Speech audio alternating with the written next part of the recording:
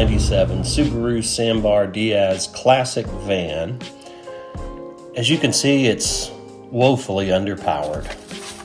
The factory engine in this vehicle, the code for it is EN07C. It is a 660cc four-cylinder carbureted engine, and from the factory it made about 34 horsepower peak. Now the packaging on this vehicle for the engine, transmission, the powertrain is frankly brilliant. They've done an amazing job with the space available to put in a reliable, tractable engine, though underpowered, and still leave lots and lots of cargo space. They did an amazing job, but I need more power. As this first video is produced and released, I truly have no idea if my plan is going to work. But here's my plan.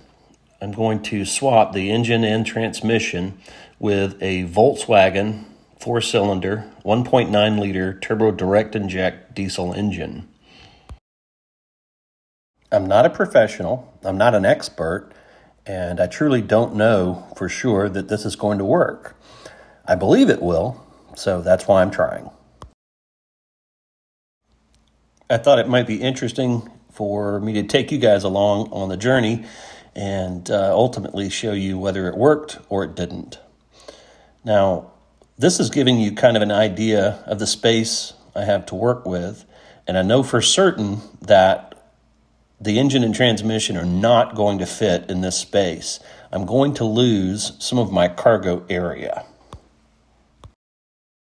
As you can see, the EN07C engine and transaxle are mounted in a way that the cylinders are almost horizontal, and the Volkswagen diesel engines are designed to operate in a vertical position.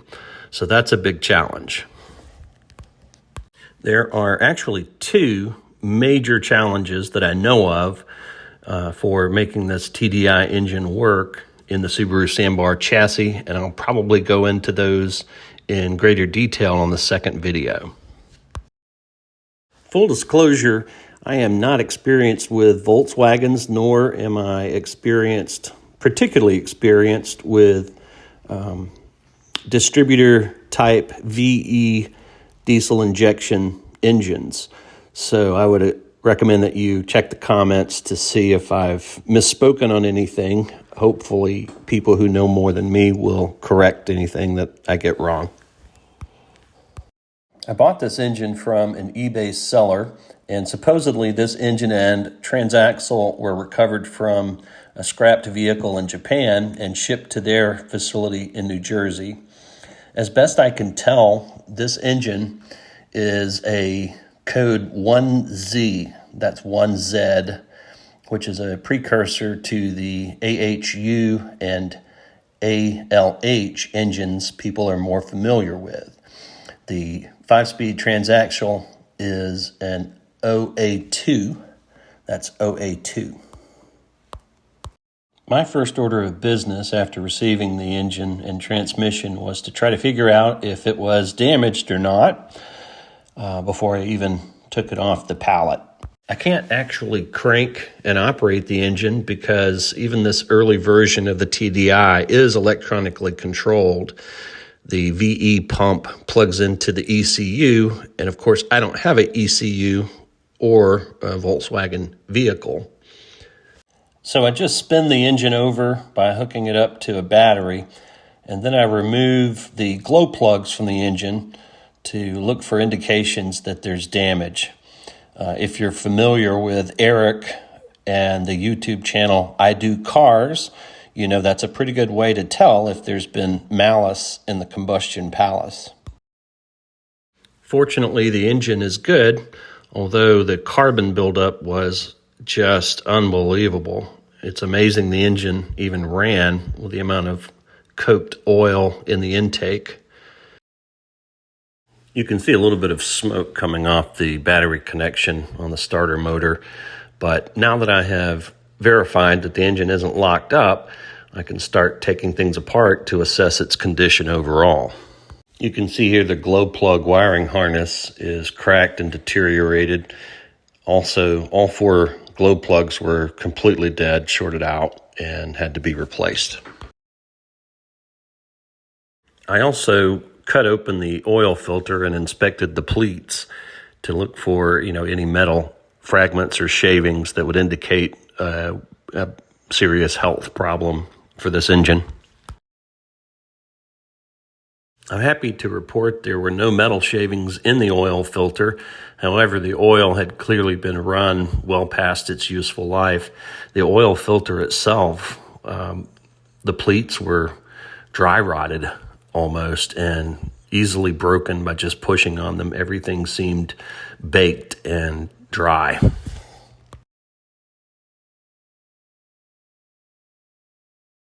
Then I pulled the valve cover off to have a look at the cam. This 1Z engine is a single overhead cam, 2 valves per cylinder, and I believe the lifters are hydraulic bucket. I'm not certain about that, but based on some noises I heard when first starting this engine, I think it's a hydraulic bucket. So basically, the camshaft looks fine to me. You can see there's quite a bit of soot in the engine. That's a theme throughout this project. Here we are with the transaxle disconnected from the engine. Of course, this is going to need a new clutch disc, pressure plate, and throwout bearing. That's to be expected on an old engine. The throwout bearing was pretty well worn. In fact, it was concave on the face. But no big surprise there. Kind of expected to have to replace the clutch assembly. On this particular clutch assembly, the pressure plate was held to the flywheel with 9mm 12-point bolt heads.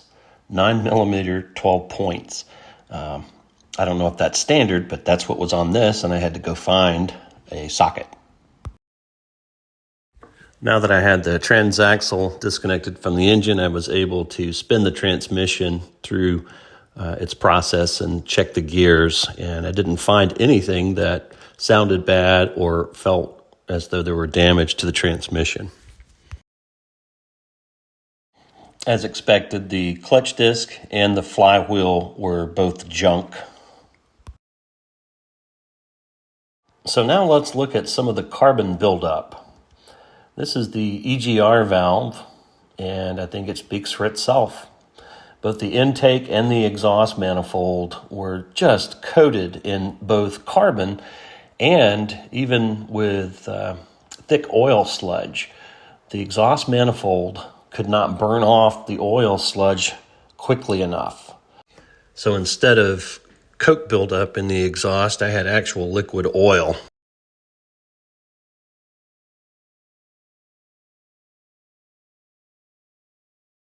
It took a while, but I got the cylinder head ports as well as the exhaust manifold and the intake manifold cleaned out. And because I found so much oil in the intake plenum as well as in the exhaust of the vehicle, I started to suspect that the oil seal in the turbocharger was bad. I suspected it was letting oil seep both past the exhaust impeller and the intake impeller, and that's part of why there's so much carbon throughout the system. These turbochargers aren't terribly expensive, so I made the decision to replace it. So I'll summarize where we are so far. I absolutely love my 1997 Subaru Sambar DS Classic, but if you own a K-truck, you know these things are terribly underpowered, and mine is no exception. I want to remedy that. I considered motorcycle engine swaps and even a K-swap from Honda, but I rejected the motorcycle engine options because while I do want more peak horsepower, I don't want that horsepower delivered at high RPM. Ultimately, I landed on the Volkswagen TDI engine as the best option for my needs. Peak horsepower will definitely increase, but more importantly, torque should triple. I'm expecting to get slightly more than 100 horsepower, but more importantly, peak torque should be around 145 foot-pounds. Now, at this point, I truly don't know whether this is going to work or not. It's currently January of 2026, and I plan on working on this through the winter. My plan is to post an update here each Tuesday and show you honestly what works and what doesn't. I'm not an expert at any of these things, and I'll probably make some mistakes along the way. And I think that sharing my errors, along with any successes, would be equally beneficial to others who want to improve the power on their K-Truck.